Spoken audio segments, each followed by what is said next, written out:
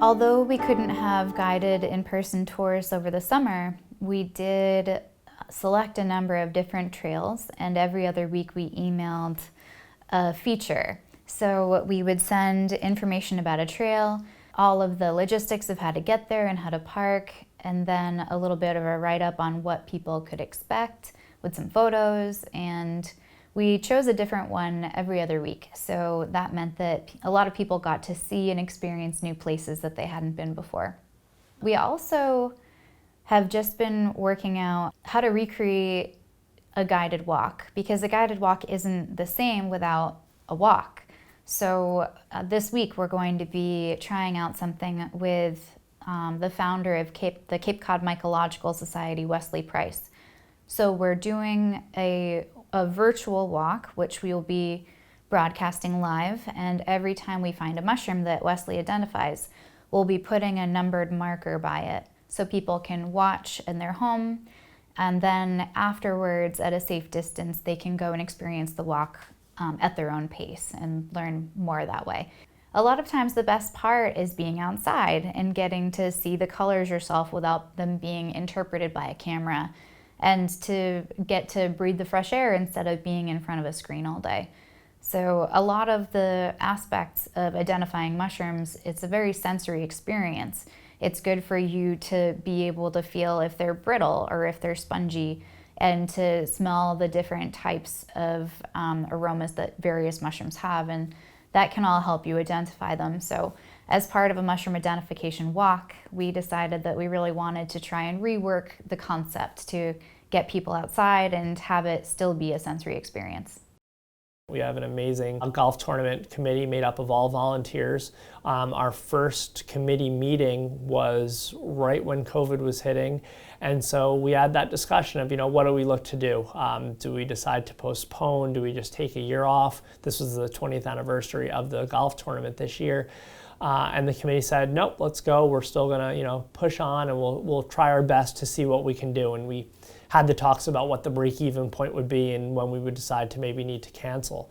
After all was said and done, we had 106 golfers join us. We raised, after expenses were paid, almost $50,000, which is the second most we've ever raised from this tournament in the event's history. And so we had to do a lot of shifting at the event. We weren't able to have our typical award ceremony and big dinner afterwards. But all things considered, we had a great turnout. The people who participated really enjoyed it, and we were able to raise a lot of money that all goes to our mission. So it was really amazing to see again the community rallying behind what we do to be able to come out and support a really good cause. When the pandemic hit, we, of course, like everyone, had to respond very quickly. With the closures that came through Massachusetts in our education program, that was really the first place where we did some pretty significant pivots. And we immediately took online some of our core events. We regularly, when people visit us, do a patient update in front of our live cameras in our visitor center and our discovery center. And we decided to bring that live on Facebook.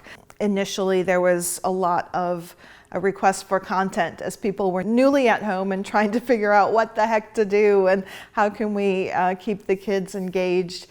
We started implementing more online programs, both on Facebook Live and also recorded on video and on YouTube and posted on our website and then shared on Facebook. We implemented some lessons, various lessons that people could do indoors or in their backyards. We implemented more extensive videos about our work and about the animals.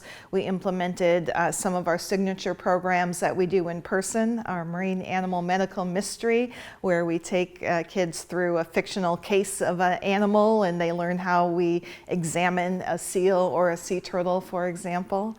And then we just continued to respond as we went along. In the first couple months, we had really tremendous, our engagement on Facebook really grew. I think the big thing is trying to be very strategic in your planning. I mean, we're in a very chaotic, confusing time. Try to zero in be strategic. What can we do? How can we do it? And go for that, but flexibility. because we don't know what's going to happen tomorrow. It's good for organizations to be malleable and to have flexibility. So the more tools we have in our toolkit, the more that we can do as an organization. So the changes of having meetings online means that more people could participate. So if we have, for example, snowbirds who fly to Florida for the winter, then we've moved to a Zoom platform, then that means that people can participate where before they might not have been able to.